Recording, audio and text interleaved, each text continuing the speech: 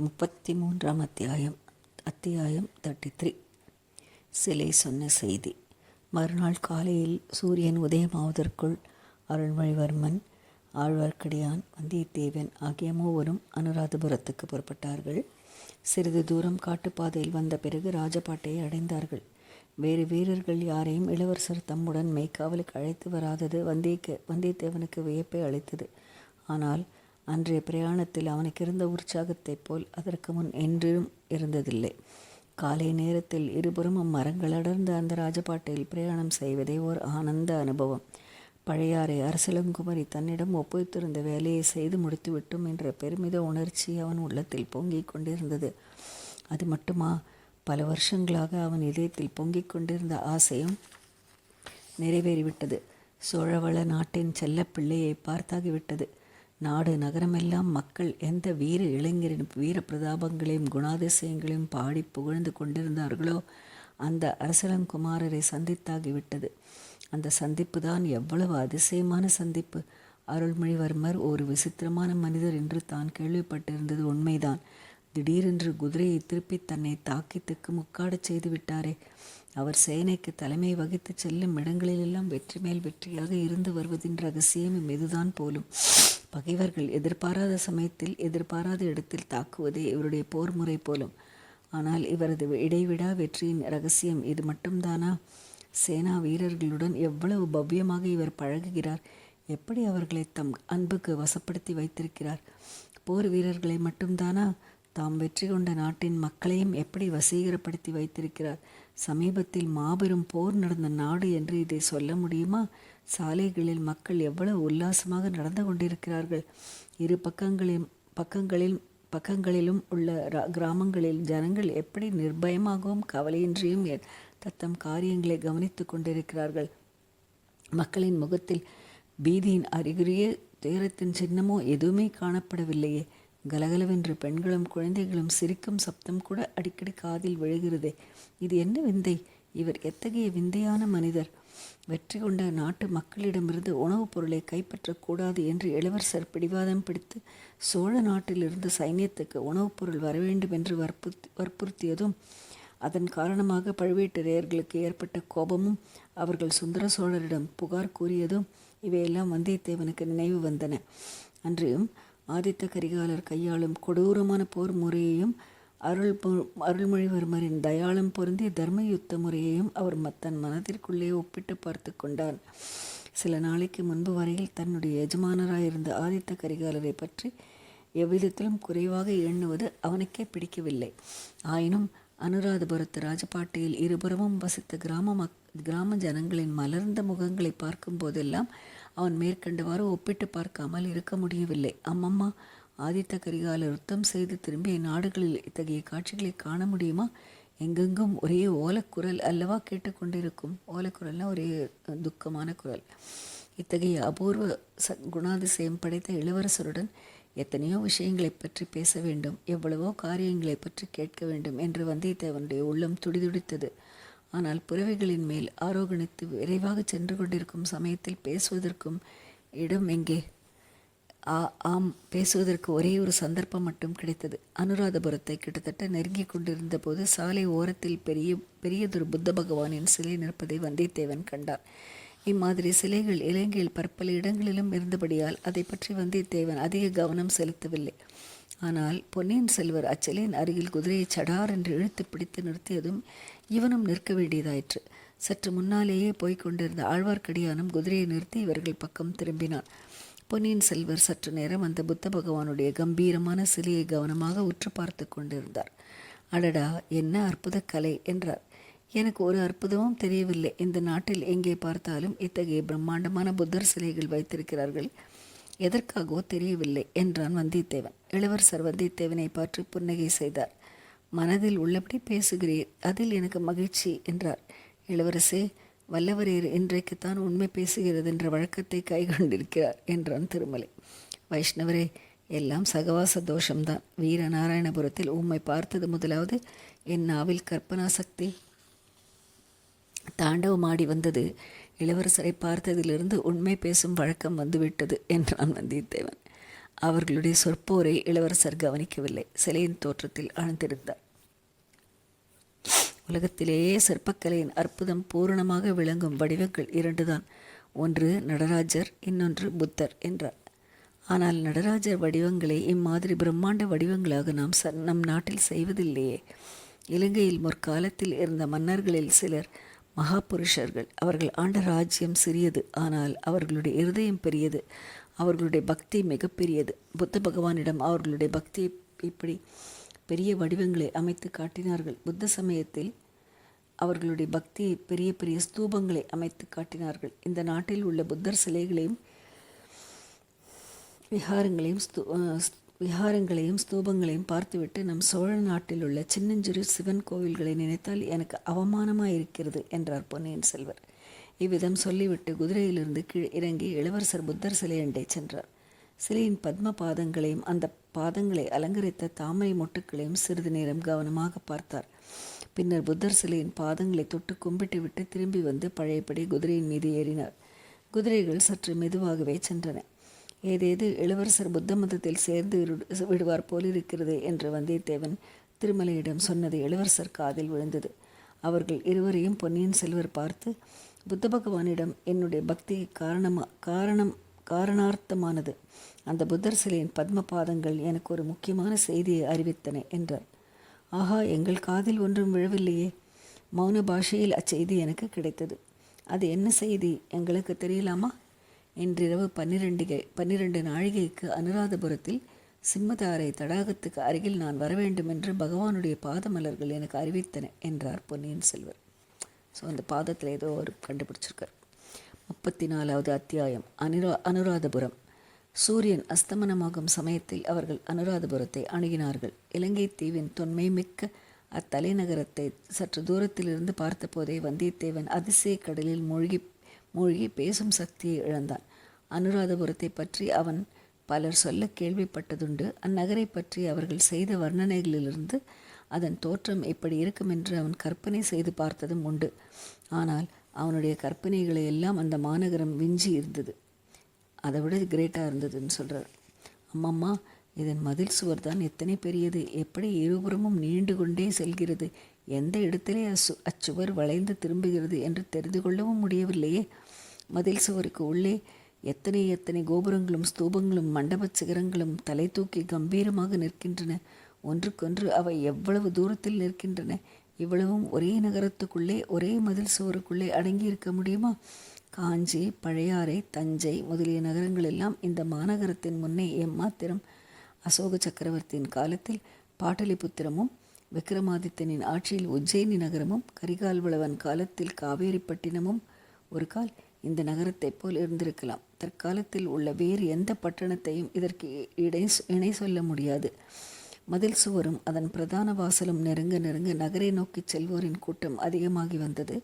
தமிழர்களும் சிங்களர்களும் பிக்ஷுக்களும் இல்லறத்தாரும் ஆண்களும் பெண்களும் சிறுவர் சிறுமிகளும் பெரும் கூட்டமாக சென்றார்கள். எல்லாரும் தேர் திருவிழாவுக்கு செல்கிறவர்களைப் போல் குதூகலமாக சென்றார்கள். அவர்களில் ஒரு சிலர் நமது பிரயாணிகள் மூவரையும் கவனிக்கவும் சுட்டிக்காட்டவும் தொடங்கினார்கள். இதை கண்டதும் பொன்னியின் செல்வர் மற்ற இருவருக்கும் சமிஞ்சை செய்துவிட்டு ராஜபாட்டையிலிருந்து விலகி குறுக்கு வழியில் சென்றார். மரங்களால் மறைக்கப்பட்டிருந்த ஒரு சிறிய செய்குன்றத்தின் அடிவாரத்தில் வந்து குதிரையை நிறுத்தினார். பின் தொடர்ந்து வந்த இருவரையும் பார்த்து, குதிரைகள் வெகு தூரம் வந்திருக்கின்றன, சற்று இளைப்பாறட்டும், நன்றாக இருட்டிய பிறகு நகருக்குள் போவோம் என்றார். குதிரைகள் மீதிருந்து மூவரும் இறங்கி ஒரு கற்பாறை மீது உட்கார்ந்தார்கள். இவ்வளவு கூட்டமாக ஜனங்கள் போகிறார்களே, இன்றைக்கு இந்த நகரத்தில் ஏதாவது உற்சவமோ என்று வந்தியத்தேவன் கேட்டான். இந்த நாட்டில் நடக்கும் திருவிழாக்களுக்குள்ளே பெரிய திருவிழா இன்றைக்குத்தான் என்றார் இளவரசர். ஈழ நாட்டில் ஏதோ யுத்தம் நடக்கிறது என்று கேள்விப்பட்டேன். இங்கே வந்து பார்த்தால் ஒரே உற்சவமாக இருக்கிறதே என்றான் வந்தியத்தேவன். பழையாறையில் சரி ஜெயந்தி உற்சவம் நடந்தது என்று நீர் சொல்லவில்லையா? ஆமாம், ஆனால் பழையாறை சோழ நாட்டில் இருக்கிறது, அனுராதபுரம் ஈழ நாட்டில் இருக்கிறது. அதனால் என்ன? சோழ நாட்டிலும் சுந்தர சோழ சக்கரவர்த்தியின் ஆட்சிதான், ஈழ நாட்டிலும் அவருடைய செங்கோல் ஆட்சிதான். ஆனால் இந்த நாட்டில் இன்னும் பகைவர்கள் இருக்கிறார்களாமே. பகைவர்கள் எங்கேயோ இருக்கிறார்கள். அதற்கு இங்குள்ள ஜனங்கள் என்ன செய்வார்கள்? போர்க்களத்தில் போர் நடக்க வேண்டியதுதான், ஊர்ப்புறத்தில் உற்சவமும் நடக்க வேண்டியதுதான். திருமலை, நீ என்ன சொல்கிறாய் என்றார் இளவரசர். இங்கே வெளிப்பகைவர்கள் இருந்தால் அங்கே உட்பகைவர்கள் இருக்கிறார்கள். வெளிப்பகைவர்களை காட்டிலும் உட்பகைவர்களே அபாயமானவர்கள். ஆகையால் இளவரசர் இந்த நாட்டிலேயே உற்சவமும் யுத்தமும் நடத்தி கொண்டிருப்பது நல்லது என்று அடியேன் சொல்கிறேன் என்றான் ஆழ்வார்க்கடியான். அழகாய்தான் இருக்கிறது. வெளிப்பகைவர்களை விட உட்பகைவர்களே அபாயகரமானவர்கள் என்றால் அங்கேதானே நம் இளவரசர் இருக்க வேண்டும். அபாயம் அதிகமுள்ள இடமே வீர புருஷர்கள் இருக்க வேண்டிய இடமில்லவா என்றான் வந்தியத்தேவன். வீரம் என்றால் அசட்டுத்தனமாக சதிகாரர்களிடமும் கொலைகாரர்களிடமும் போய் அகப்பட்டு கொள்ள வேண்டும் என்ற அர்த்தமா? வீராதி வீரனாகி நீ அங்கே போய் அகப்பட்டு கொள்வதுதானே. எதற்காக தப்பி ஓடி வந்தாய் என்றான் திருமலை. போதும் போதும், நீங்கள் இங்கே ஒரு யுத்தம் ஆரம்பித்து விட வேண்டாம் என்று அருள்மொழிவர்மர் சமாதானம் செய்வித்தார். இரட்டிய பிறகு 3 பேரும் அந்நகருக்குள் பிரவேசித்தார்கள். அன்று யாத்திரிகர்கள் யாரையுமே கோட்டை வாசலில் தடுத்து நிறுத்தவில்லை. எல்லாரையும் தங்கு தடையின்றி விட்டு கொண்டிருந்தார்கள். காவலர்கள் சும்மா நின்று கொண்டு பார்த்து கொண்டிருந்தார்கள். கூட்டத்தோடு கூட்டமாக நம் கதாபுருஷர்கள் 3 நகருக்குள் பிரவேசித்து சென்றார்கள். அனுராதபுரத்தின் வீதிகளிலும் ஜனக்கூட்டம் அளவில்லாமல் இருந்தது. சாது சாது என்ற கோஷம் வானை அளாவியது. ஆங்காங்கு பல மாட மாளிகைகளும் விகாரங்களும் இடிந்து கிடப்பதை வந்தியத்தேவன் கண்டான். இடிந்து போன பல கட்டிடங்கள் புதுப்பிக்கப்பட்டிருப்பதையும் பார்த்தான். புதுப்பிக்கும் திருப்பணி இளவரசர் கட்டளையின் பேரிலே தான் நடந்திருக்க வேண்டும் என்று தீர்மானித்து கொண்டார். இப்படியெல்லாம் இவர் செய்து வருவதின் நோக்கம்தான் என்ன? ஜெயிக்கப்பட்ட நாட்டின் மக்களுக்கு இவர் ஏன் இவ்வளவு சலுகை காட்டுகிறார்? 1000 ஆண்டுகளாக தமிழகத்துடன் அடிக்கடி சண்டை போட்டு வருகிறார்கள் இந்த சிங்கள அரசர்கள். இத்தகைய நெடுங்கால பகைவர்களின் தலைநகரத்தை அழித்து கொளுத்தி தரைமட்டமாக்குவதற்கு மாறாக இடிந்து போன கட்டடங்களை புதுப்பித்து திருவிழாக்கள் நடத்த இவர் அனுமதித்து வருகிறாரே, இது என்ன அதிசயம்? இதில் ஏதோ மர்மம் இருக்கத்தான் வேண்டும். அது என்னவா இருக்கும்? வந்தியத்தேவனுடைய உள்ளத்தில் ஒரு விந்தையான எண்ணம் உதித்தது. ஆம் ஆம், அப்படித்தான் இருக்க வேண்டும். சோழ நாட்டில் இவருக்கு உரிமை எதுவும் இல்லை. பட்டத்து இளவரசர் ஆதித்த கரிகாலர் இருக்கிறார். அவருடன் போட்டியிட மதுராந்தக தேவர் இருக்கிறார். ஆகையால் இந்த இலங்கை தீவில் இவர் ஒரு தனி ராஜ்யத்தை ஸ்தாபித்து சுதந்திர மன்னராக விரும்புகிறார் போலும். யார் கண்டது? இவருடைய விருப்பம் நிறைவேறினாலும் நிறைவேறலாம். குழந்தை ஜோதிடர் சொன்னார் அல்லவா, அருள்மொழிவர்மர் துருவ நட்சத்திரம் போன்றவர். அவரை நம்பினவர்களுக்கு ஒரு குறையும் இல்லை என்று அத்தகைய வீரபுருஷரிடம் தான் வந்து சேர்ந்து விட்டதை நினைத்து அவனுடைய உள்ளம் மகிழ்ச்சியால் பூரித்தது. வெளிப்புறங்கள் இடிந்து இருளடைந்திருந்த ஒரு பழைய மாளிகையின் வாசலில் வந்து அவர்கள் நின்றார்கள். குதிரைகளின் மீதிருந்து இறங்கினார்கள். அந்த இடம் முக்கியமான வீதிகளிலிருந்து சற்று ஒதுக்குப்புறமாக இருந்தது. ஆகையால் அங்கே ஜனக்கூட்டம் இல்லை. இளவரசர் 3 தடவை கையை தட்டினார். உடனே இந்திரஜாலத்தினால் நடந்தது போல் அந்த மாளிகையின் ஒரு பக்கத்தில் கதவு திறந்து வழி உண்டாயிற்று. ஆட்கள் யாருமே இருந்ததாக தெரியவில்லை. இளவரசர் இருட்டிலேயே நுழைந்து மேலே சென்றார். வந்தியத்தேவன் பின்னால் திரும்பி குதிரைகளின் கதி என்னவென்று ஆவலுடன் பார்த்தான். இளவரசர் குதிரைகளுக்கு வழி தெரியும் என்று கூறி வந்தியத்தேவனை கையை பிடித்து இழுத்துச் சென்றார். சற்று தூரம் இருளிலேயே நடந்தார்கள். பிறகு மினுக் என்று வெளிச்சம் தெரிந்தது. பின்னர் பிரகாசமான ஒளி தென்பட்டது. அது ஒரு பழைய காலத்து அரண்மனையின் உட்புறம் என்று வந்தியத்தேவன் கண்டான். இங்கே கொஞ்சம் ஜாக்கிரதையாகவே இருக்க வேண்டும். மகாசேன சக்கரவர்த்தியின் அந்தப்புறம் இது. திடீரென்று சக்கரவர்த்தி விஜயம் செய்து நம்மை துரத்த பார்த்தாலும் பார்ப்பார் என்றார் இளவரசர். மகாசேனர் என்பவர் யார் என்று வந்தியத்தேவன் கேட்டான். மகாசேனர் 600 ஆண்டுகளுக்கு முன்னால் இந்த இலங்கா ராஜ்யத்தை ஆண்ட சக்கரவர்த்தி. அவர் பொது ஜனங்களுக்கு பல நன்மைகளை செய்தார். ஆகையால் அவருடைய ஆவி இந்த நகரத்தில் இன்னமும் உலாவிக் கொண்டிருப்பதாக ஜனங்கள் நினைக்கிறார்கள். அவருடைய ஆவியானது துணி இல்லாமல் குளிரில் கஷ்டப்பட போகிறதே என்று மரக்கிளைகளில் துணிகளை கட்டி தொங்க விடுகிறார்கள். இந்த அரண்மனையிலும் அவருக்கு பிறகு யாரும் வசிப்பதில்லை. வெறுமனைதான் விட்டு வைத்திருக்கிறார்கள் என்றார் இளவரசர். இளவரசருக்கும் அவருடன் வந்தவர்களுக்கும் பணிவிடை செய்ய அங்கு ஏவலாளர்கள் இருந்தார்கள். குளித்து உணவருந்திய பிறகு 3 அந்த அரண்மனையின் உச்சி மாடத்துக்கு சென்றார்கள். அவர்கள் இருந்த இடத்திலிருந்து சுற்றுப்புறம் எங்கும் பார்க்கலாம். ஆனால் அவர்களை கீழே உள்ளவர்கள் பார்க்க முடியாது. அப்படிப்பட்ட இடத்தில் போய் அமர்ந்தார்கள். ஐயா, 12 நாழிகைக்கு எங்கேயோ வரும்படி புத்தர் சிலை செய்தி சொன்னதாக கூறினீர்களே என்று வந்தியத்தேவன் கேட்டான். இன்னும் நேரம் இருக்கிறது. சந்திரன் இப்போதுதானே உதயமாகியிருக்கிறான். அதோ அந்த தாகபாவின் உச்சிக்கு நேரே சந்திரன் வந்ததும் புறப்பட்டு விடுவோம் என்றார் இளவரசர். அவர் சுட்டிக்காட்டிய இடத்தில் ஒரு பெரிய குன்று போன்ற தாகபா ஸ்தூபம் நின்றது. புத்தர் பெருமானுடைய திருமேனியின் துகளை அடியில் வைத்து எழுப்பிய ஸ்தூபங்களாதலால் அவை தாது கர்ப்பம் என்று அழைக்கப்பட்டன. தாது கர்ப்பம் என்னும் பெயர்தான் பின்னர் தாகபா ஆயிற்று.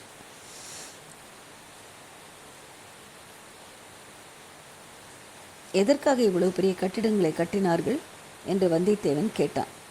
முதலில் புத்தர் எவ்வளவு பெரியவர் என்பதை ஜனங்களுக்கு உணர்த்துவதற்காக இவ்வளவு பெரிய சின்னங்களை நிர்மாணித்தார்கள். பின்னால் வந்த அரசர்களோ தாங்கள் எவ்வளவு பெரியவர்கள் என்பதை காட்டுவதற்காக முன்னால் கட்டியிருந்த ஸ்தூபங்களை காட்டிலும் பெரிதாக கட்டினார்கள் என்றார் இளவரசர். சிறிது நேரத்துக்கெல்லாம் சமுத்திரத்தின் கொந்தளிப்பை போன்ற பேரிரைச்சல் ஒன்று கேட்டது. வந்தியத்தேவன் இரைச்சல் வந்த திக்கை திரும்பி பார்த்தான். தூரத்தில் ஒரு பெரிய சேனா சமுத்திரத்தை போன்ற பெருங்கூட்டம் வீதிகளில் முடிவில்லாது நீண்டு போய்கொண்டிருந்த ஜனக்கூட்டம் வருவது தெரிந்தது. அந்த ஜனசமுத்திரத்தின் நடுவே கரிய பெரிய திமிங்கலங்கள் போல் நூற்றுக்கணக்கில் யானைகள் காணப்பட்டன. கடல் நீரில் பிரதிபலிக்கும் விண்மீன்களைப் போல் ஆயிரம் தீவர்த்திகள் ஒளி வீசின. ஜனங்களோ லட்சக்கணக்கில் இருந்தார்கள். வந்தியத்தேவன், இது என்ன, பகைவர்களின் படையெடுப்பை போலல்லவா இருக்கிறது என்றான். இல்லை, இதுதான் இந்த இலங்கை நாட்டிலேயே மிகப்பெரிய உற்சவமாகிய பெரஹராத் திருவிழா என்றார் இளவரசர். ஊர்வலம் நெருங்கி வரவர வந்தியத்தேவனுடைய வியப்பு அதிகமாகிக் கொண்டிருந்தது. அந்த மாதிரி காட்சியை அவன் தன் வாழ்நாளில் பார்த்ததில்லை. முதலில் சுமார் 30 யானைகள் அணிவகுத்து வந்தன. அவ்வளவும் தங்க முகப்படாங்களினால் அலங்கரிக்கப்பட்ட யானைகள். முகப்படாம்னா யானைக்கு ஃப்ரண்ட்டில் போட்டு வச்சிருப்பா, அது பேர் தான் முகப்படாம்னு பேர். அவற்றில் நடுநாயகமாக வந்த யானை எல்லாவற்றிலும் கம்பீரமாக இருந்ததுடன் அலங்காரத்திலும் சிறந்து விளங்கியது. அதன் முதுகில் நவரத்தினங்கள் இழைத்த தங்கப்பெட்டி ஒன்று இருந்தது. அதன் மேல் ஒரு தங்கக்குடை கவிந்திருந்தது. நடுநாயகமான இந்த யானையை சுற்றி இருந்த யானைகளின் மீது புத்த பிக்ஷுக்கள் பலர் அமர்ந்து வெள்ளிப்பிடி போட்ட வெண் சாமரங்களை வீசிக்கொண்டிருந்தார்கள். யானைகளுக்கு இடையிடையே குத்து விளக்குகளையும் தீவர்த்திகளையும் இன்னும் பலவித வேலைப்பாடம் என்ற தீவர்த்திகளையும் தீபங்களையும் ஏற்றிக்கொண்டு பலர் வந்தார்கள். கரிய குன்றுகளை ஒத்த யானைகளின் தங்க முகப்படங்களும் மற்ற ஆபரணங்களும் பிக்ஷுக்களின் கைகளில் இருந்த அந்த வெண் சாமரங்களும் பல தீபங்களின் ஒளியில் தகதகவென்று பிரகாசித்து கண்களை பறித்தன. யானைகளுக்கு பின்னால் ஒரு பெரும் ஜனக்கூட்டம். அந்த கூட்டத்தின் மத்தியில் சுமார் 100 பேர் விசித்திரமான உடைகளையும் ஆபரணங்களையும் தரித்து நடனமாடி கொண்டு வந்தார்கள். அவர்களில் பலர் உடுக்கையை போன்ற வாத்தியங்களை தட்டி கொண்டு ஆடினார்கள். இன்னும் பல வகை வாத்தியங்களும் முழங்கின. அப்பப்பா, ஆட்டமாவது ஆட்டம்! கடம்பூர் அரண்மனையின் தேவராளனும் தேவராட்டியும் ஆடிய வெறியாட்டம் எல்லாம் இதற்கு முன்னால் எங்கே நிற்கும்? சிற்சில சமயம் அந்த ஆட்டக்காரர்கள் விற்றென்று வானில் எழும்பி சக்கராகாரமாக 2-3 தடவை சுழன்று விட்டு தரைக்கு வந்தார்கள். அப்படி அவர்கள் சுழன்ற போது அவர்கள் இடையில் குஞ்சமாக தொங்கிக் கொண்டிருந்த துணி மடிப்புகள் பூச்சக்கர குடைகளைப் போல் சுழன்றன. இவ்விதம் 100 பேர் சேர்ந்தார் போல் எழும்பி சுழன்று விட்டு கீழே குதித்த காட்சியை காண்பதற்கு 2 கண்கள் போதவில்லை தான், 2000 கண்களாவது குறைந்தபட்சம் வேண்டும். ஆனால் அத்தகைய சமயங்களில் எழுந்த வாத்திய முழக்கங்களை கேட்பதற்கோ 2000 செவிகள் போதமாட்டா, நிச்சயமாக 2 லட்சம் காதுகளேனும் வேண்டும். அப்படியாக உடுக்கைகள், துந்துவிகள், மத்தளங்கள், செப்புத்தாளங்கள், பறைகள், கொம்புகள் எல்லாம் சேர்ந்து முழங்கி கேட்போர் காதுகள் செவிடுபட செய்தன. இந்த ஆட்டக்காரர்களும் அவர்களை சுற்றி நின்ற கூட்டமும் நகர்ந்ததும் மற்றும் 30 யானைகள் முன்போலவே ஜாஜ்வல்யமான ஆபரணங்களுடன் வந்தன. அவற்றில் நடுநாயகமான யானையின் மேலும் ஓர் அழகிய வேலைப்பாடு அமைந்த பெட்டி இருந்தது. அதன் மேல் தங்கக்குடை கவிந்திருந்தது. சுற்றி நின்ற யானை மீதிருந்தவர்கள் வெண் சாமரங்களை வீசினார்கள். இந்த யானை கூட்டத்துக்கு பின்னாலும் ஆட்டக்காரர்கள் வந்தார்கள். இந்த ஆட்டக்காரர்களுக்கு நடுவில் ரதி, மன்மதன், முக்கண்ணனுடைய சிவபெருமான் வேடம் தரித்தவர்கள் நின்றார்கள். சுற்றி நின்றவர்கள் ஆடி குதித்தார்கள். இது என்ன, சிவபெருமான் இங்கே எப்படி வந்தார் என்று வந்தியத்தேவன் கேட்டான். கஜபாகு என்னும் இலங்கை அரசன் சிவபெருமானை அழைத்து வந்தான். அதற்கு பிறகு இங்கேயே அவர் பிடிவாதமாக இருக்கிறார் என்றார் இளவரசர். ஓ, வீர வைஷ்ணவரை பார்த்தீரா? யார் பெரிய தெய்வம் என்று இப்போது தெரிந்ததா என்று வந்தியத்தேவன் கேட்டு முடிவதற்குள் மற்றும் சில யானைகள் அதே மாதிரி அலங்காரங்களுடன் வந்துவிட்டன. அந்த யானைகளுக்கு பின்னால் வந்த ஆட்டக்காரர்களுக்கு மத்தியில் கருடாழ்வாரை போல் மூக்கும் ரெக்கைகளும் வைத்து கட்டிக்கொண்டிருந்த நடனக்காரர்கள் சுழன்றும் பறந்தும் குதித்தும் மூக்கை ஆட்டியும் ஆர்ப்பாட்டமாக ஆடினார்கள். அப்பனே, பார்த்தாயா, இங்கே கருட வாகனத்தில் எங்கள் திருமாலும் எழுந்தருளி இருக்கிறார் என்றான் ஆழ்வார்க்கடியான். மீண்டும் ஒரு யானை கூட்டம் வந்தது. அதற்கு பின்னால் வந்த ஆட்டக்காரர்களோ கைகளில் வாள்களும் வேல்களும் ஏந்தி பயங்கரமான யுத்த நடனம் செய்து கொண்டு வந்தார்கள். தாளத்துக்கும் ஆட்டத்துக்கும் இசைய அவர்கள் கையில் பிடித்த வாள்களும் வேல்களும் ஒன்றோடொன்று டனார் டனார் என்று மோதி சப்தித்தன. இவ்வளவுக்கும் கடைசியாக வந்த யானை கூட்டத்துக்கு பின்னால் ஆட்டக்காரர்கள் அவ்வளவு பேரும் 2 கையிலும் 2 சிலம்புகளை வைத்துக்கொண்டு ஆடினார்கள். அவர்கள் ஆடும்போது அத்தனை சிலம்புகளும் சேர்ந்து கலீர் கலீர் என்று சப்தித்தன. ஒரு சமயம் அவர்கள் நடனம் வெகு உக்கிரமாயிருந்தது. இன்னொரு சமயம் அமைதி பொருந்திய லலித நடனக்கலையாக மாறியது. இந்த காட்சிகளை எல்லாம் கண்டும் பலவித சப்த விசித்திரங்களை கேட்டும் பிரமித்து நின்ற வந்தியத்தேவனுக்கு இளவரசர் இந்த ஊர்வல திருவிழாவின் வரலாற்றையும் கருத்தையும் கூறினார்.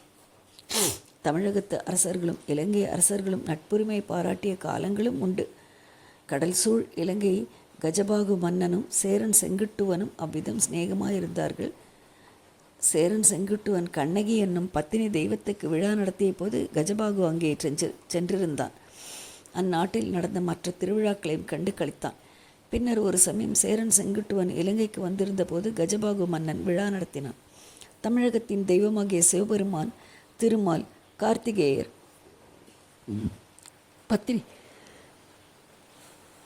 பத்தினி தெய்வம் ஆகிய 4 தெய்வங்களுக்கும் ஒரே சமயத்தில் திருவிழா நடத்தினான். இந்த விழாக்களில் மக்கள் அடைந்த குதூகலத்தை கண்டு பின்னர் ஆண்டுதோறும் அந்த விழாக்களை நடத்த தீர்மானித்தான். புத்தர் பெருமானுக்கு அவ்விழாவில் முதலாவது இடம் கொடுத்து மற்ற 4 தெய்வங்களையும் பின்னால் வரச் செய்து விழா நடத்தினான். அன்று முதலாவது அந்த விழா இலங்கையில் நிலைத்து நின்று மிகப்பெரிய திருவிழாவாக ஆண்டுதோறும் விடாமல் நடந்து வருகிறது. ஆனால் தெய்வங்களை எங்கும் காணவில்லையே என்றான் வல்லவரையன். ஒவ்வொரு யானை கூட்டத்திலும் நடுநாயகமாக வந்த யானை மீது வைத்திருந்த பெட்டியை பார்த்தீரா? பார்த்தேன். அந்த பெட்டிக்குள் தெய்வங்களை பூட்டி வைத்திருக்கிறார்களா? தப்பித்து கொண்டு தமிழகத்துக்கு போய் விடக்கூடாது என்றா? இதை கேட்ட பொன்னியின் செல்வர் நகைத்துவிட்டு, அப்படி இல்லை, முதலில் வந்த யானை மீது இருந்த பெட்டிக்குள்ளே புத்த பெருமானுடைய பல் ஒன்றை பத்திரமாய் பூட்டி வைத்திருக்கிறார்கள். புத்த சமயத்தார் இந்த நாட்டில் போற்றி காப்பாற்றும் செல்வங்களுக்குள்ளே விலை மதிப்பற்ற செல்வம் அது. ஆகையால் அந்த மனித பொருளை அழகிய பெட்டியில் வைத்து யானை மீது ஏற்றி ஊர்வலமாய் எடுத்துச் சென்றார்கள் என்றார். பின்னால் வரும் பெட்டிகளுக்குள்ளே என்ன இருக்கிறது என்று வந்தியத்தேவன் கேட்டான்.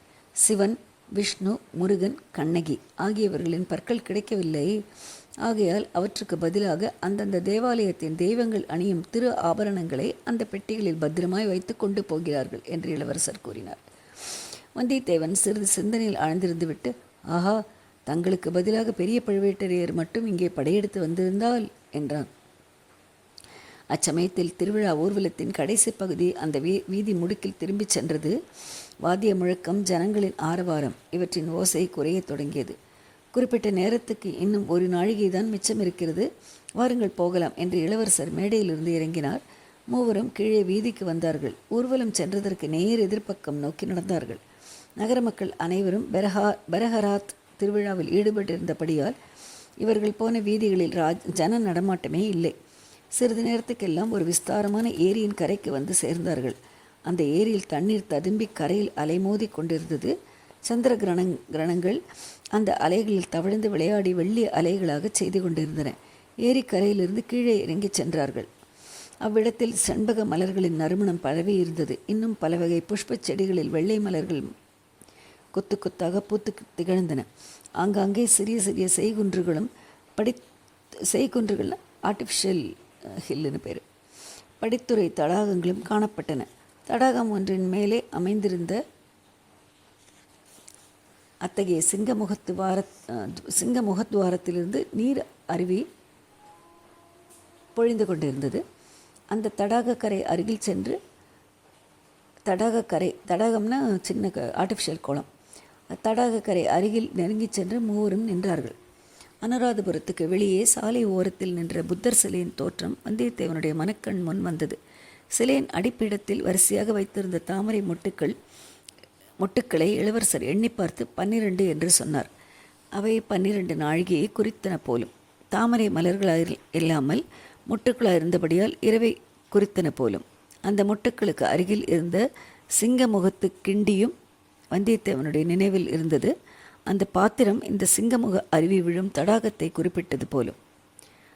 இதெல்லாம் சரிதான். ஆனால் எதற்காக யார் இளவரசரை வரச் செய்திருக்கிறார்கள்? இதில் என்னென்ன அபாயங்கள் நேரிடுமோ என்னமோ தெரியவில்லையே.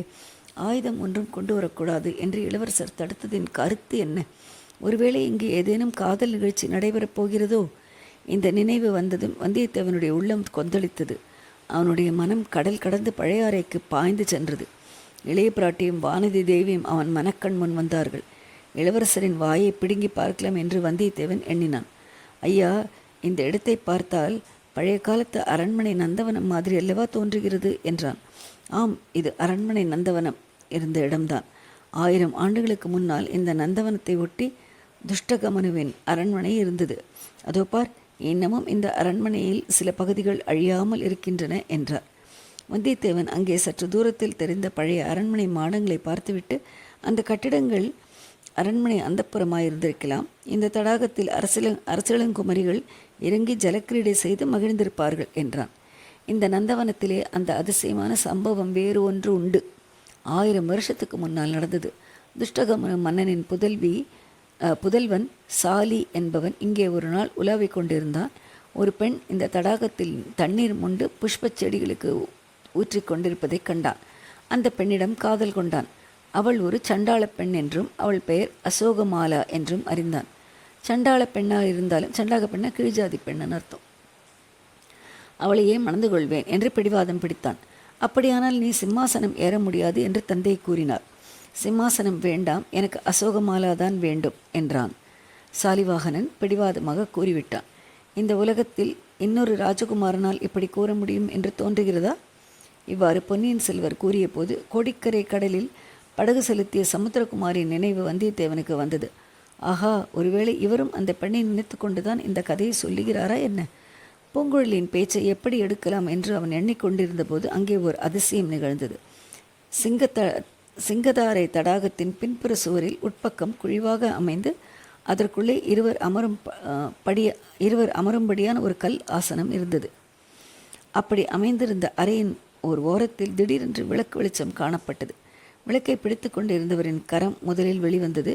பிறகு புத்த பிக்ஷு ஒருவரின் திருமுகமும் காணப்பட்டது. வந்தியத்தேவன் அந்த இந்திரஜால காட்சியை அடங்கா வியப்புடன் பார்த்து கொண்டு நின்றான். மேலே என்ன நடக்கப் போகிறது என்று தெரிந்து கொள்ளும் ஆர்வத்தினால் அவன் மூச்சும் சிறிது நேரம் நின்றிருந்தது. 35 அத்தியாயம் 35. இலங்கை சிங்காதனம். சிங்காதனம்னா கிரௌன், இலங்கையோட இது சிம்மாசனம்.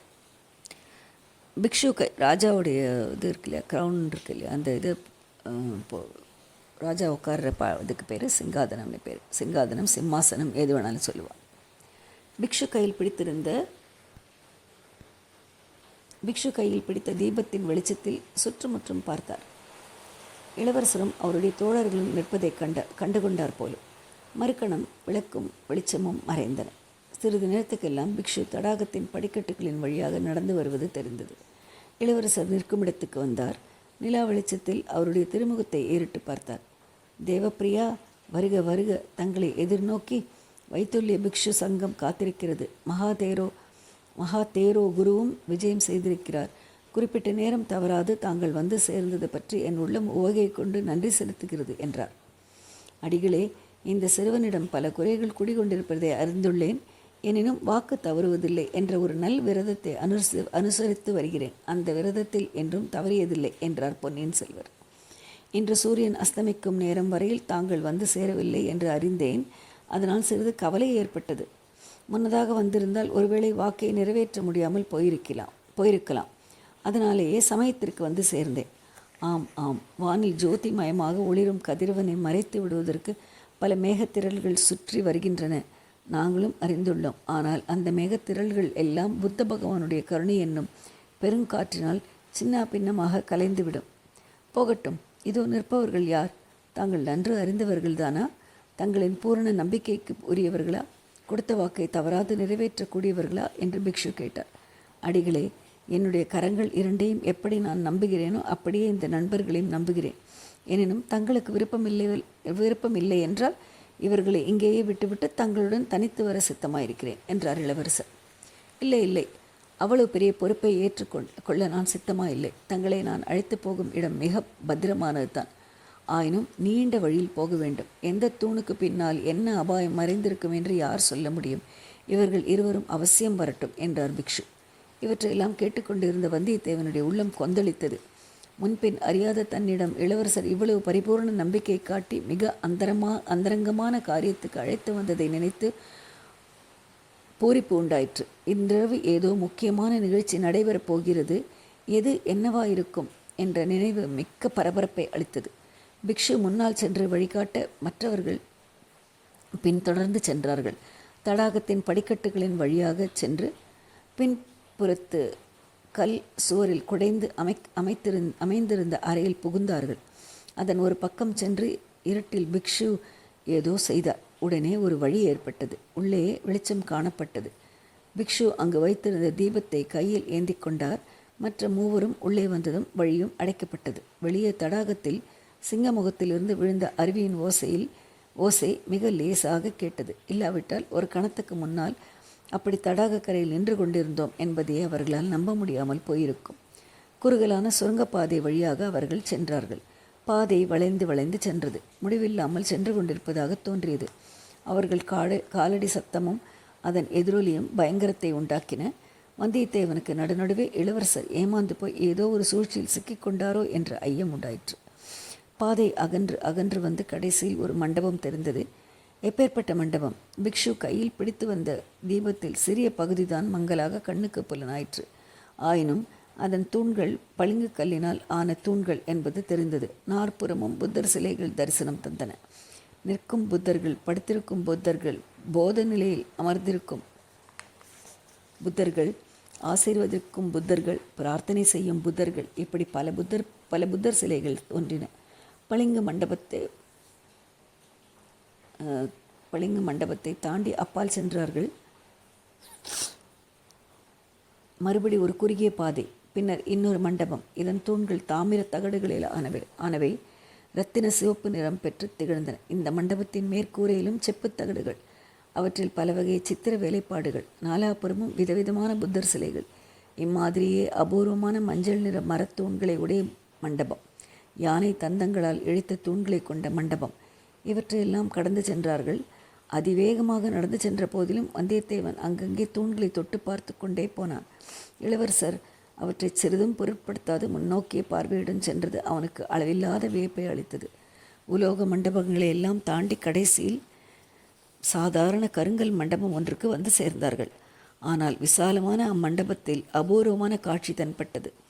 முந்தைய மண்டபங்களில் புத்தர் பெருமானின் சிலைகளைத் தவிர மனிதர் யாரும் இல்லை. இந்த கருங்கல் மண்டபத்தில் புத்த பிக்ஷுக்கள் பலர் கூடியிருந்தார்கள். அவர்களுடைய முக மண்டலங்கள் தேஜஸ் நிறைந்து திகழ்ந்தன. அவர்களுக்கு மத்தியில் மகா தேரோ குரு நடுநாயகமாக ஒரு பீடத்தில் வீற்றிருந்தார். அவருக்கு எதிரே நவரத்தின கசிதமான ஒரு தங்க சிங்காதனம் காணப்பட்டது. அதன் அருகில் ஒரு பீடத்தின் மேல் மணிமகுடம் ஒன்று உடைவாளும் செங்கோலும் இருந்தன. மண்டபத்தில் நாலாபுறமும் தீபங்கள் எரிந்தன. தீபச்சுடரின் ஒளியில் தங்க சிங்காதனமும் மணிமகுடமும் உடைவாளும் ஜொலித்து திகழ்ந்தன.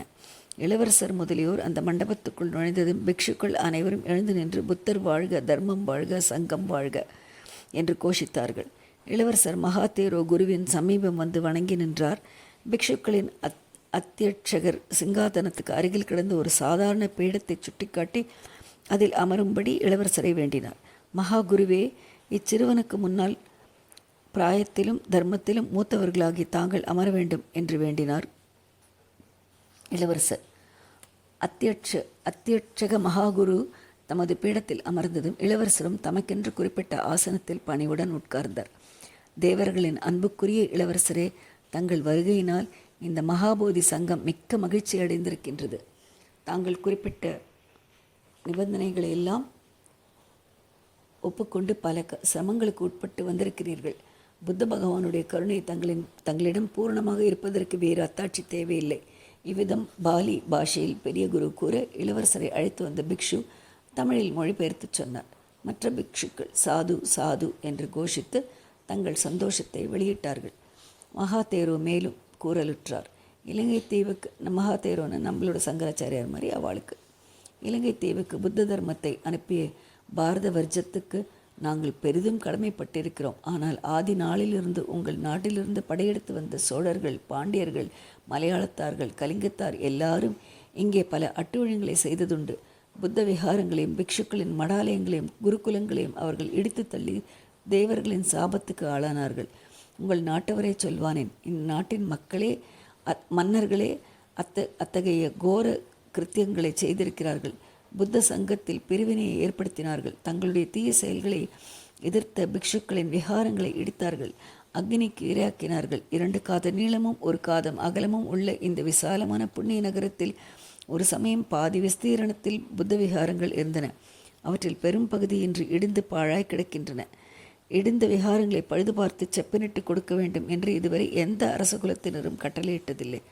அத்தகைய ஆக்ஞைன கட்டளை பிறப்பிக்கும் பாக்கியம் இளவரசர் அருள்மொழிவர்மருக்கே கிடைத்தது. தேவர்களுக்கு உகந்தவரே, தங்களுடைய இந்த செய்கையை புத்த மகா சங்கம் பெரிதும் பாராட்டுகிறது. இளவரசர் தலைவணங்கி மகாதேரோவின் வாழ்த்தை ஏற்றுக்கொண்டார். இன்னும் இந்த புராதன புண்ணிய நகரத்தில் வெகு காலம் பெரஹரா உற்சவம் நடைபெறாமல் தடைப்பட்டிருந்தது. 100 ஆண்டுகளுக்கு முன்னால் பாண்டியர்கள் ஒரு சமயம் இந்த மாநகரத்தை பிடித்தார்கள். அப்போது இலங்கை அரசகுலத்தார் புலஸ்திய நகரம் சென்றார்கள். அது முதலாவது இங்கே பெரஹார திருவிழா நடைபெற்றதில்லை. இந்த புண்ணிய வருஷத்தில் தாங்கள் அவ்வுற்சவம் மீண்டும் நடைபெறலாம் என்று கட்டளையிட்டீர்கள். அதற்கு வேண்டிய வசதியும் அளித்தீர்கள்.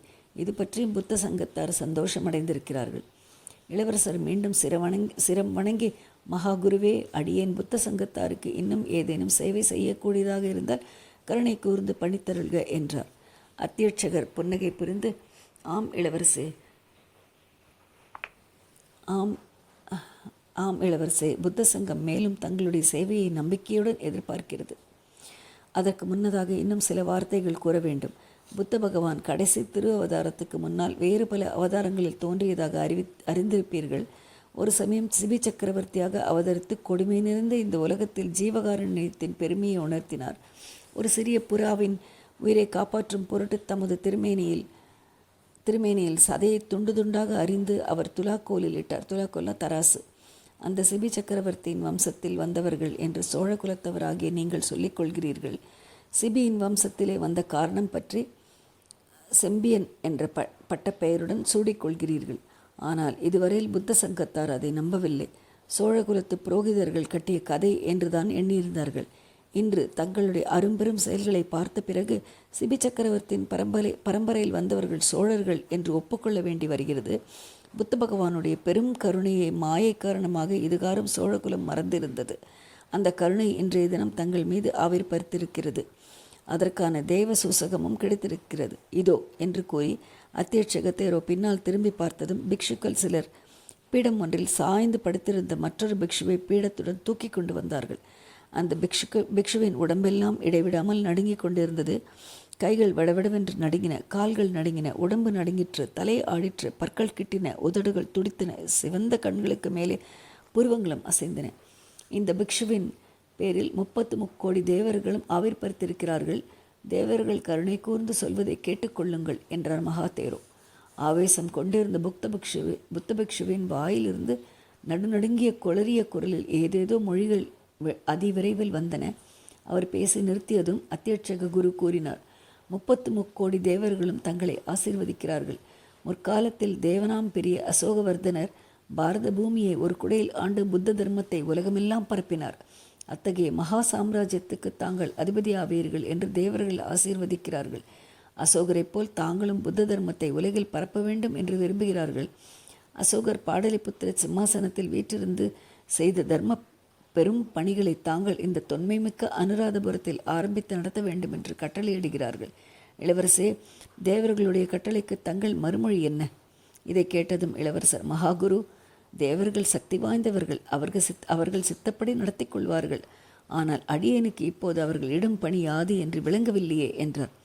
அதை நானே தெரிவிக்கிறேன் என்று அத்தியட்சக தேரோ கூறி சமிஞ்சை செய்ததும் ஆவேசம் வந்திருந்த பிக்ஷுவை அப்பால் எடுத்துச் சென்றார்கள்.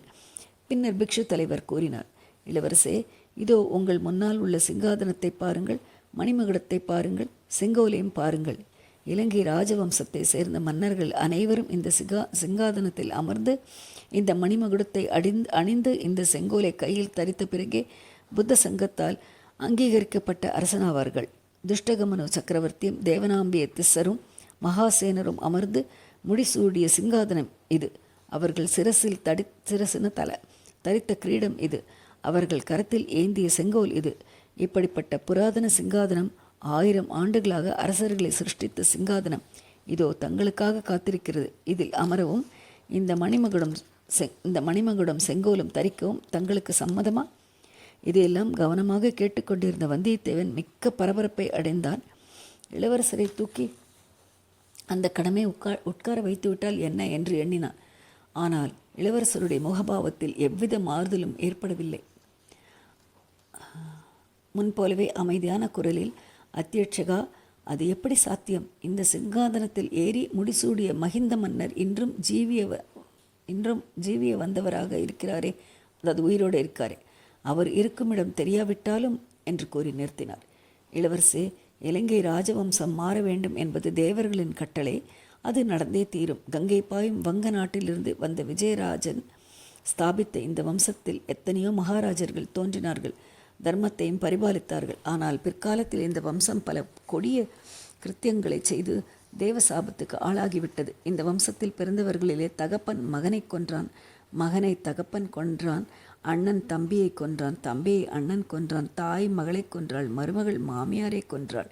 இத்தகைய மகாபாதகங்களை செய்த வம்சத்தவர்கள் புத்த மத தர்மத்தை பரிபாலிக்க தகுதி வாய்ந்தவர்கள் அல்ல என்று தேவர்கள் கட்டளை இடுகிறார்கள். கடைசியாக முடிசூடிய மகிந்தன் இலங்கை சிம்மாசனத்துக்கு உரிமையை இழந்து விட்டான். அப்படி ராஜவம்சம் மாறும்போது புதிய வம்சத்தின் முதல்வனை தேர்ந்தெடுக்கும் உரிமை இந்த சங்கத்துக்கு உண்டு. இந்த சங்கத்தாரும் தங்களை தேர்ந்தெடுக்க விரும்புகிறார்கள். தாங்கள் சம்மதம் கொடுத்தால் இன்று இரவே முடிசூட்டு விழா நடத்திவிடலாம். அந்த மண்டபத்தில் சிறிது நேரம் பூகர்ப்பத்திலும் கடலின் ஆழத்திலும் குடிகொண்டிருப்பது போன்ற நிசப்தன் குடிகொண்டிருந்தது. வந்தியத்தேவனுடைய பரபரப்பு உச்சநிலையை அடைந்துவிட்டது. அச்சமயத்தில் பொன்னியின் செல்வர் தமது பீடத்திலிருந்து எழுந்து புத்த பிக்ஷுக்களின் சங்கத்துக்கு வணக்கம் செலுத்தினார். வந்தியத்தேவன் குதூகலத்தின் எல்லையை அடைந்தான். இளவரசர் சிம்மாசனத்தில் அமர்ந்ததும் மணிமகுடத்தை எடுத்து தானே சூட்டிவிடலாம் என்று ஆத்திரப்பட்டார். இளவரசர் கூறினார், மகான்களே, உங்களை நமஸ்கரிக்கிறேன். இந்த சிறுவனிடம் எல்லையில்லா அன்பும் நம்பிக்கையும் வைத்து இந்த புராதன சிங்காதனத்தை அளிக்க முன்வந்த உங்கள் பெருந்தன்மையை போற்றி வணங்குகிறேன். ஆனால் தாங்கள் இப்போது இடும் பணி என் சக்திக்கு அப்பாற்பட்டது. நான் சோழ நாட்டில் பிறந்து வளர்ந்தவன். அந்த நாட்டு நிலங்கள் தந்த உணவு, நதிகள் அளித்த நீரும் இந்த உடலை ஆக்கின. என் தந்தை சுந்தர சோழ சக்கரவர்த்தியின் கட்டளைக்கு உட்பட்டு இங்கே வந்தேன். அவருடைய விருப்பத்தை அறியாமல் என்னால் எதுவும் செய்ய இயலாது. பிக்ஷு குறுக்கிட்டு கூறினார், இளவரசே, தங்கள் தந்தை சுந்தர சோழர் இன்று சுதந்திரமின்றி சிறையில் இருப்பது போல் இருப்பதை நீர் அறிவீரா? ஆம், என் தந்தை நோய்வாய்ப்பட்டு படுத்த படுக்கையில் இருக்கிறார். கால்களின் சுவாதீனத்தை எழுந்திருக்கிறார். ஆயினும் அவருடைய பெயரால் அவரின் அதிகாரம் பெற்று சோழ நாட்டை ஆளுவோரின் கட்டளைக்கு நான் உட்பட்டவன். அவர்களுடைய கட்டளையின்றி நான் இந்த சிங்காதனத்தை ஏற்றுக்கொண்டால் தேச துரோகியும் ராஜ துரோகியும் ஆவேன். அவ்வாறு தாங்கள் கருதுவதாயிருந்தால் தஞ்சாவூருக்கு தூது கோஷ்டி ஒன்று அனுப்ப சித்தமாயிருக்கிறோம். தங்கள் தந்தையார் புத்த மதத்தில் மிக பற்று கொண்டவர். எங்கள் வேண்டுகோளை நிராகரிக்க மாட்டார். இந்த நாட்டின் பிரஜைகள் இருக்கிறார்கள். அவர்களுடைய சம்மதமின்றி ராஜ்யத்தை விநியோகிக்க யாருக்கு உரிமை உண்டு? தங்களை அரசராக பெறுவதற்கு பிறர்க்கரிய பேராக இந்நாட்டு பிரஜைகள் கருதுவார்கள். எல்லாரும் சம்மதிக்கலாம், மகிழ்ச்சியும் அடையலாம். இந்த உலகத்தில் வேறு யாருடைய விருப்பத்தை காட்டிலும் நான் அதிகமாக மதிப்பது என் தமக்கையாரின் விருப்பத்தையே. என் அன்னை என்னை பெற்றாள்.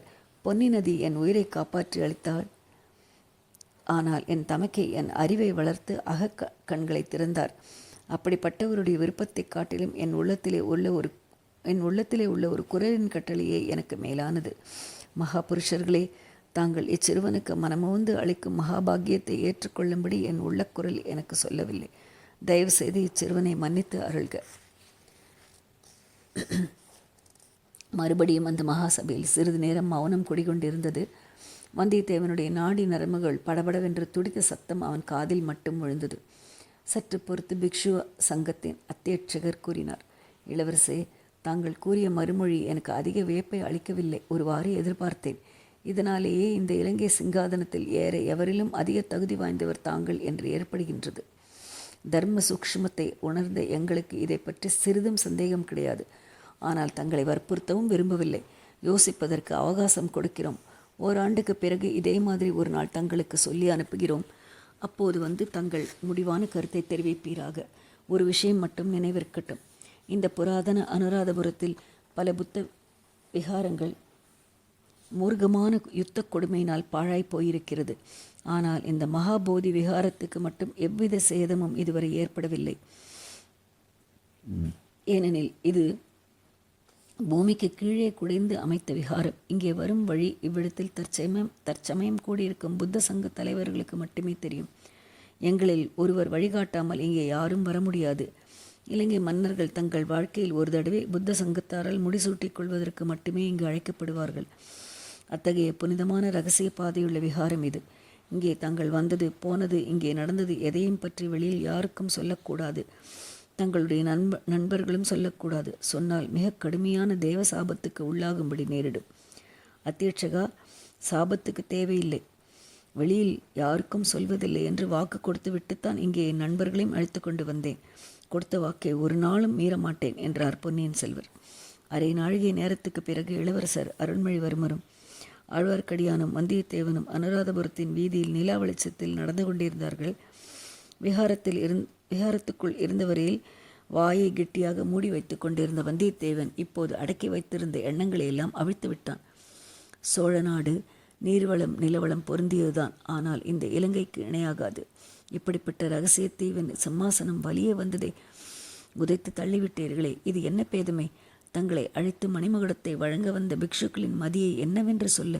அடுத்தாற்போல் நானும் தூணோடு தூணாக நின்று கொண்டிருந்தேனே, எனக்கு கொடுத்திருக்க கூடாதா என்று இப்படியெல்லாம் பொறுமை கொட்டி கொண்டிருந்தான். இளவரசர் அவனை சமாதானப்படுத்த முயன்றார். துஷ்டகமனவின் மகன் சாலி அசோகமாலா என்னும் பெண்ணின் காதலுக்காக இந்த இலங்கை ராஜ்யத்தை துறந்தான் என்று சொன்னேனே, அது உமது காதில் ஏறவில்லையா என்றார். எல்லாம் ஏறிற்று. அப்படி தாங்கள் எந்த பெண்ணை காதலிக்கிறீர்கள்? அவ்விதம் தாங்கள் சிம்மாசனம் ஏறுவதற்கு குறுக்கே நிற்கும் பெண் யார் என்று வந்தியத்தேவன் கேட்டான். ஒரு பெண் அல்ல, 2 பெண்கள். சத்தியம், தர்மம் என்னும் 2 பெண்களை நான் காதலிக்கிறேன். அவர்களுக்காக இலங்கை மணிமகுடத்தை வேண்டாம் என்றேன். இளவரசே, தங்களை பார்த்தால் இளம் பிராயத்தினராக காணப்படுகிறது. ஆனால் பேச்சோ வயதான கிழவரை போல் பேசுகிறீர்கள். நம்மில் யார் வயதானவர், யாருடைய பிராயம் முடியப் போகிறது என்பது யாருக்கு தெரியும்? இப்படி அவர்கள் பேசிய போது வீதியின் ஓரமாக ஒரு பழைய மாளிகையின் சமீபம் போய்க் கொண்டிருந்தார்கள். வீதிக்கு எதிர்ப்புறத்தில் யாரோ கையை தட்டும் சப்தம் கேட்டது. சப்தம் கேட்ட இடத்தில் ஓர் உருவம் நின்று கொண்டிருந்தது. இப்படி வாருங்கள் என்று கூறி இளவரசர் அந்த உருவத்தை நோக்கி வீதியை கடந்து போனார். மற்றவர்களும் தொடர்ந்து போனார்கள். அவர்கள் பாதி வீதியை கடந்து கொண்டிருந்த போது பின்னால் பெரிய தடபுடல் சத்தம் கேட்டது. திரும்பி பார்த்தார்கள். அவர்கள் எந்த வீட்டின் ஓரமாக போய்க் கொண்டிருந்தார்களோ அதன் மேல் மாடத்தின் முகப்பு இடிந்து விழுந்து கொண்டிருந்தது.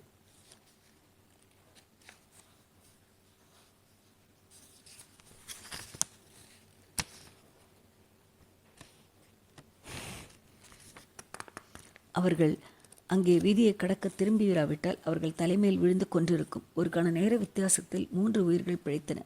அதுவும் எப்பேற்பட்ட உயிர்கள்! நம்மில் யாருக்கு பிராயம் முடியப் போகிறது என்று யாருக்கு தெரியும் என்று பொன்னியின் செல்வர் கூறியது எவ்வளவு உண்மையான வார்த்தை! இப்படி எண்ணி வந்தியத்தேவன் நடுவீதியில் நின்று பார்த்து கொண்டிருக்க இருவரும் அப்பால் சென்றார்கள். வந்தியத்தேவன் அவர்களை மறுபடி அணுகிய போது அங்கே நின்ற உருவம் நிலா வெளிச்சத்தில் நன்கு தெரிந்தது. கண்முன்னே காண்பதை நம்புவதா இல்லையா என்ற சந்தேகம் அச்சமயம் அவனுக்கு உண்டாயிற்று. இது என்ன பைத்தியக்காரத்தனம்! இது எப்படி சாத்தியமாகும்? தஞ்சையில் பழுவேட்டரையர் அரண்மனையில் பார்த்த நந்தினி இங்கே இந்த அனுராதபுரத்து வீதிக்கு எப்படி வந்திருக்க முடியும்? நள்ளிரவில் இங்கே வந்து எதற்காக நிற்க வேண்டும்? மறுகணம் அந்த உருவம் மாயமாய் மறைந்தது. மற்ற இருவர் மட்டும் நின்றார்கள். அத்தியாயம் 36. தகுதிக்கு மதிப்பு உண்டா? இளவரசரும் நந்தினியும் நின்ற இடத்தை நோக்கி வந்தியத்தேவன் விரைவாகவே நடந்தான். அவன் அவ்விடத்தை அடைவதற்குள் கொஞ்சம் சந்தேகம் தோன்றிவிட்டது. இவள் நந்தினிதானா? பழுவூர் ராணிக்குரிய ஆடை ஆபரணங்கள் ஒன்றுமில்லையே. சந்நியாசினியைப் போல் அல்லவா எளிய உடையை தரித்திருக்கிறாள். முகம் நந்தினி முகம் மாதிரி தோன்றுகிறது. ஆனால் ஏதோ ஒரு வித்தியாசமும் இருக்கிறது. அது என்ன? அவர்கள் நின்ற இடத்துக்கு வந்தியத்தேவன் சென்றதும் அந்த ஸ்திரீ நகர்ந்து வீதி ஓரத்து வீடுகளின் நிழலில் மறைந்தாள். வந்தியத்தேவன் பரபரப்புடன் அவளை தொடர்ந்து செல்ல பார்த்தான். இளவரசர் அவனுடைய கையை பிடித்து தடுத்து நிறுத்தினார். ஐயா, அந்த ஸ்திரீ யார்? பார்த்த முகமாக இருக்கிறதே என்றான். இதற்குள் அங்கு வந்து சேர்ந்த ஆழ்வார்க்கடியான், அந்த ஸ்திரீ சோழ நாட்டின் குலதெய்வமாக தான் இருக்க வேண்டும். அதோ பாருங்கள், நாம் அச்சமயம் நகர்ந்திராவிட்டால் இத்தனை நேரம் புத்தர் பெருமானின் சரணங்களை அடைந்திருப்போம் என்றான். திருமலை சுட்டிக்காட்டி இடத்தை பார்த்தார்கள். அங்கே கட்டிடத்தின் மேற்பகுதி இடிந்து விழுந்திருந்த இடம் ஒரு சிறிய குன்றை போல் இருந்தது. ஒரு சிறிய யானையை கூட அந்த குன்று வெளியில் வர முடியாதபடி அமுக்கி கொண்டிருக்கும். 3 சிறிய மனிதர்கள் எம்மாத்திரம். நல்ல சமயத்திலே தான் நம் குலதெய்வம் தோன்றி நம்மை கையை தட்டி அழைத்தது என்றார் பொன்னியின் செல்வர். இளவரசே, அந்த ஸ்திரீ யார் என்று சொன்னீர்கள் என்று வந்தியத்தேவன் வியப்புடன் கேட்டான். உமக்கு யார் என்று தோன்றியது? அவளை தொடர்ந்து போக ஏன் எத்தனித்தீர்கள் என்று இளவரசர் கேட்டார். சோழர்களின் குலதெய்வம் என்றல்லவா இந்த வைஷ்ணவர் சொன்னார். சோழ குலத்துக்கு கேடாக வந்த தேவதையாக எனக்கு தோன்றியது. அப்படியென்றால் யார் என்று எண்ணி சொல்கிறீர்? என்னுடைய பிரமைதானோ என்னமோ, பழுவேட்டரையர் இளையதாரமாக மணந்திருக்கும் நந்தினி தேவி என்று தோன்றியது. உங்கள் இருவருக்கும் அப்படி படவில்லையா என்றான் வந்தியத்தேவன். நான் நன்றாய் பார்க்கவில்லை, ஆனாலும் அது உன் சித்த பிரமையாக தான் இருக்க வேண்டும். பழுவூர் ராணி இங்கு எப்படி வந்திருக்க முடியும் என்றான் ஆழ்வார்க்கடியான். இவர் சொல்வதும் முழுவதும் சித்த பிரமை என்று. கண்ணின் பிரமையும் அதில் சேர்ந்திருக்கிறது. அப்படி ஒரு அதிசயமான முக ஒற்றுமை இருப்பதாக எனக்கு கூட சில சமயம் தோன்றியதுண்டு. வாருங்கள், நடந்து கொண்டே பேசலாம் என்றார் இளவரசர். வீதி ஓரமாக வீடுகளின் நிழலில் நடப்பதற்கு பதிலாக இப்போது மூவரும் நடு வீதியில் நிலா வெளிச்சத்தில் நடக்கத் தொடங்கினார்கள். சற்று நடந்ததும், இளவரசே, தங்களை கையை தட்டி அழைத்து அந்த அம்மாள் என்ன சொன்னாள் என்று ஆழ்வார்க்கடியான் கேட்டான். என்னை தேடிக்கொண்டு 2 சத்துருக்கள் வந்திருக்கிறார்கள் என்று சொன்னார்கள். அவர்கள் என்னை கொல்வதற்கு சமயத்தை எதிர்நோக்கி கொண்டிருப்பதாகவும் சொன்னார். அடிப்பாவி, ஒருவேளை எங்களை பற்றித்தான் அப்படி சொன்னாலோ என்னமோ என்று வந்தியத்தேவன் திடுக்கிட்டு கேட்டான். பொன்னியின் செல்வர் சிரித்துவிட்டு, இல்லை, நீங்கள் தான் என்று குறிப்பிட்டு சொல்லவில்லை. அப்படி நீங்களாகவே இருந்தாலும் கவலை இல்லை. என் உயிர் மிக கெட்டியானது என்று அந்த தேவி சொல்லியிருக்கிறாள். முன்னம் பல தடவை என்னை காப்பாற்றியும் இருக்கிறாள் என்றார். ஐயா, அந்த 2 பகைவர்கள் யார் என்பது எனக்கு தெரியும். அவர்கள் பார்த்திபேந்திர பல்லவருடன் தங்களை தேடிக்கொண்டு வந்தவர்கள். இடிந்து விழுந்த மாளிகையில் 2 உருவங்கள் தெரிந்தன. அவர்களாகத்தான் இருக்க வேண்டும் என்றான் திருமலை. ஐயா வைஷ்ணவரே, இதை முன்னமே ஏன் சொல்லவில்லை? நீங்கள் மேலே செல்லுங்கள், நான் போய் அந்த இடிந்த வீட்டை சோதனை போட்டு விட்டு வருகிறேன் என்று வந்தியத்தேவன் திரும்ப எத்தனித்தான்.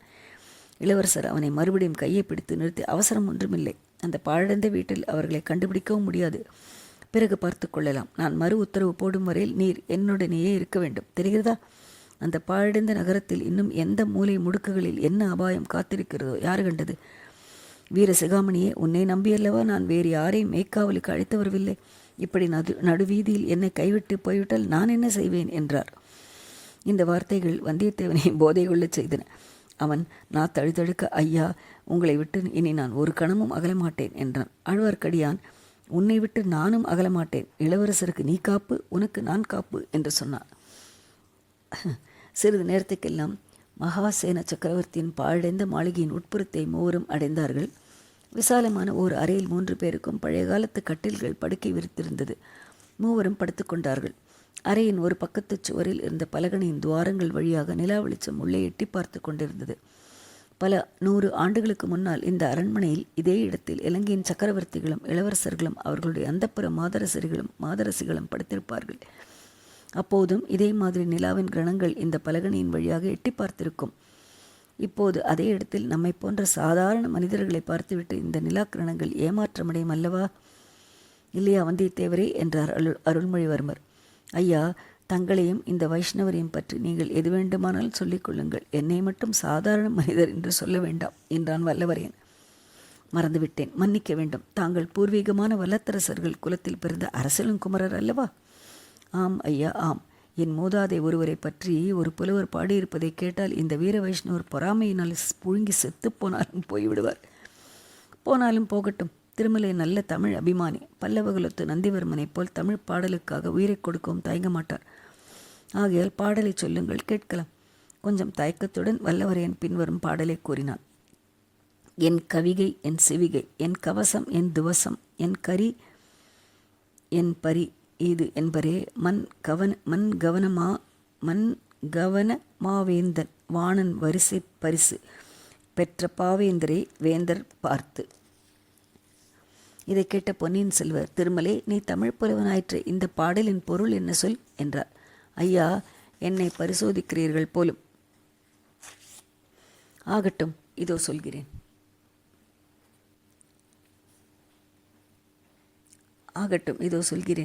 மாவேந்தர் வாணரின் அரண்மனை வாசலில் சிற்றரசர்கள் பலர் ராஜ தரிசனத்துக்காக காத்து கொண்டிருந்தார்கள். அவர்களுக்கு லேசில் தரிசனம் கிட்டவில்லை. ஏனெனில் பாவேந்தர்களாகிய கவிராயர்கள் முன்னமே அரண்மனைக்குள் சென்றிருந்தார்கள். அவர்களுடைய பாடலை கேட்டுவிட்டு வானப்பேரரசன் மனமகிழ்ந்தார். அவர்களுக்கு பரிசில்கள் கொடுத்து அனுப்பினார். பூச்சக்கர குடைகள், தந்த பல்லக்குகள், முத்துக்கவசங்கள், ரத்தின துவஜங்கள், யானைகள், குதிரைகள் முதலிய பல வகை பரிசுகள் கொடுத்து அனுப்பினார். ஆச்சார வாசலில் காத்திருந்த சிற்றரசர்கள் அந்த பரிசில்களை பார்த்து வைத்திருந்து, அடடா, இது என் குடை அல்லவா, என் பல்லக்கு அல்லவா, என் யானை அல்லவா, என் குதிரை அல்லவா, இந்த பாழும் புலவர்கள் கொண்டு போகிறார்களே என்று புலம்பினார்கள். அந்த சிற்றரசர்கள் மாவேந்தர் வாணருக்கு காணிக்கைகளாக கொண்டு வந்து கொடுத்திருந்த பொருள்களை வான மன்னர் புலவர்களுக்கு வெகுமதியாக கொடுத்து அனுப்பி கொண்டிருந்தார். இளவரசே, பாடலுக்கு பொருள் சரிதானே